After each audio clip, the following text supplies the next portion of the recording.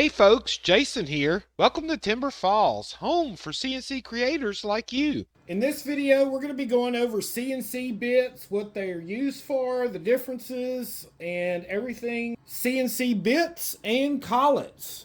First, I have two boxes here. I have a collection of my CNC bits, and I also have a collection of my router table bits. And the first thing I wanted you to know was the distinction between router table bits and CNC bits. Router bits are generally designed for hand use, and so most of them use a straight flute. And this is because it's easier to control the material because the straight flute does not exert any pressure upwards or downwards. A spiral flute will push the material in the direction that the spiral is spinning. Many of your router table bits will have a bearing, a control bearing. This allows you to easily control your cut manually, but with a CNC machine, these bearings can become very dangerous. And so you don't ever want to use a bearing bit on a CNC machine. The fluted bits for a CNC machine allow for higher feed rates,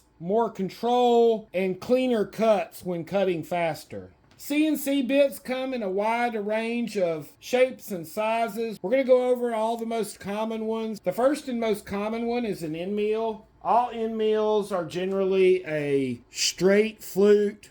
They have these in different directions. We have our upcut end mills, and the way to always know these is if you're holding this by the shank and the bit's facing upwards. If you're turning it in the counterclockwise, if it was facing down, it would be the clockwise direction, is the direction that the spindle spins. And if you follow the flutes, you can see that these flutes, as you spin it, are going up. This is an upcut bit, whereas on a downcut bit, as you rotate it in the clockwise direction, the flutes are coming downward.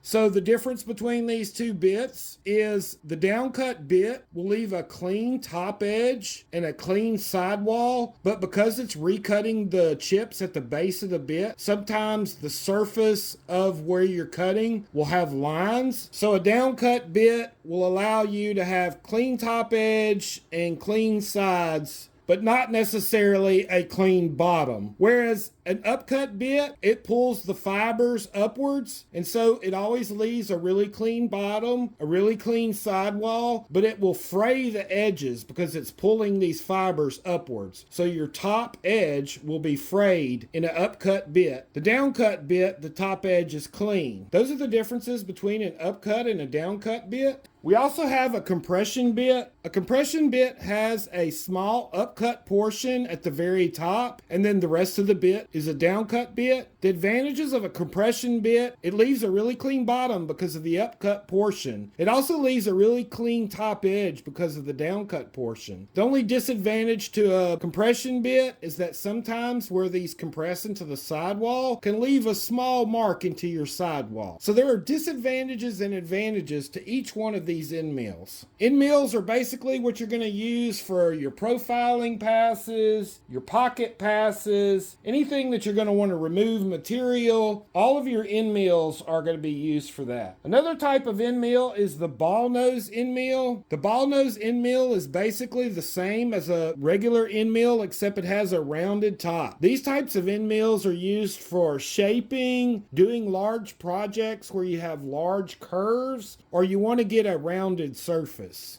These are great because they have a long flute for the sidewall and are able to cut deep and remove a lot of material at the same time. Some other types of end mills may be an O flute. This is called an O flute because it has one flute. The O is for one. O flutes are great for doing any kind of plastic, acrylic, foam, any type of material where the chips of the material may get hot and melt. Because it has this very large one flute, it allows for excessive amount of play in the chips and is a great chip remover. Another type of end mill is called the drill mill. This is basically an up flute end mill with a point on top, and this is designed to be able to drill down and do holes as well as create an end mill. So you can drill this down and then pocket with the end mill. Another type of end mill is our taper ball nose. Now these are going to be your go-to bits for doing 3D relief carvings. They allow for a small tip with a large shank that tapers down. This gives you a large cutting area to allow you to go into those real detailed little spots and do your 3D carvings. Taper ball nose bits are really durable. They're really strong. All these bits come in different sizes. This one is a 1/16. I have a 1/32. They also come in 1/8 inch sizes. They come in various sizes depending on how much detail you need to get down to do the detail of your project.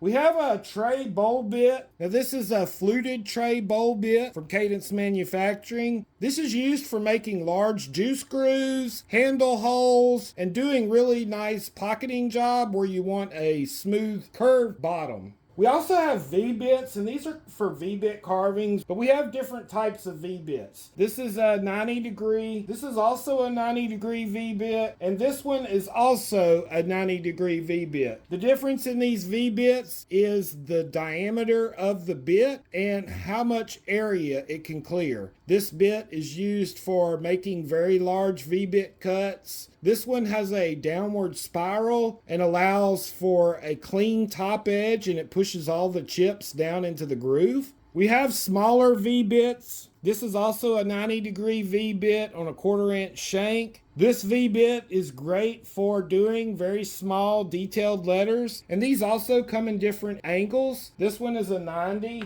We have a 60 degree and a 30 degree. The smaller the angle, the deeper that bit can go, and the more narrower that the detail it can get. We have all the way down to what we call a carving liner. This is actually a very thin V-bit that has a little flat top at the very top edge. And this is used for going in and getting very detailed scroll work, anything with really tight lettering that you want to make a carving with. We also have surfacing bits, and surfacing bits can come in different sizes. We have this little 1-inch surfacing bit. They can get as big as this large 2.5-inch surfacing bit. Depending on the power of your spindle is really what's going to determine how big of a bit that you can use. If you have a Makita router, even a small bit like this one will be taxing on the Makita router, and I would recommend sticking with end mills to surface your large slabs until you get a spindle that has the horsepower to be able to push a surfacing bit.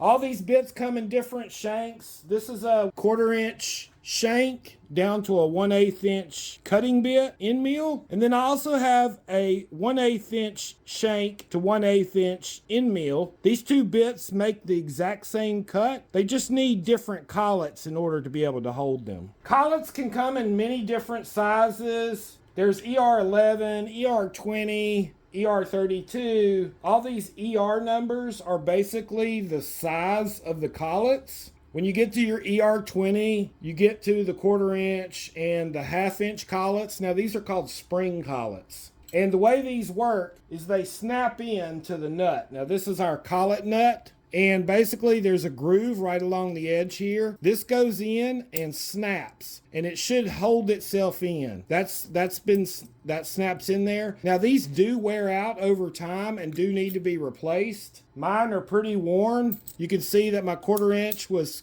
kind of loose, whereas my little 1/8 is a little tighter. These are all getting pretty worn, so they're probably going to need to be replaced soon. But depending on what size bit that you're going to use, you would put that collet into the collet nut, and then the bit slides into the collet nut. The correct position of the bit inside the collet nut is just shy of the bottom. You never want to push this past the bottom of the collet nut. The way these collets work is there's a taper here, and as this taper is being pushed into the spindle, it compresses this spring, and that's what holds the bit. If the bit is past the back end of the spring, then it limits how far this can actually compress. This should be just slightly south or just slightly short of this spring back, so that the back of these springs can compress smaller than the shank of the bit, and therefore holding it the best. It should only be a few millimeters below this bottom edge.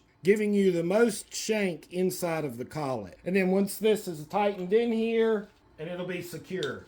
You should always use wrenches to tighten your collet and nut. You should never use the little red dot on the Makita router to tighten these.